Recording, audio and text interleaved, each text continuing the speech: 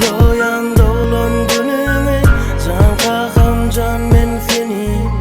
Dileyen uzak ömür anladın. Kutlayan dolan gününi, can kakam can men seni.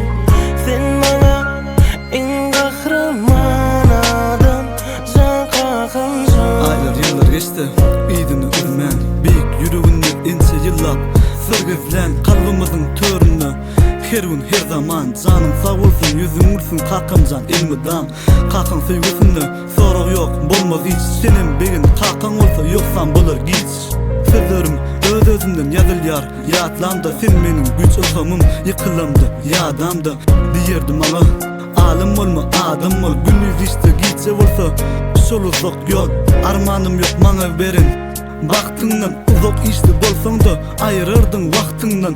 Bilyen ağır bolsa görkezyen yengil yali. Misli erteki sen bolsaşan kahramany. Elinden gelse bahsederdiň maňa dünýäni.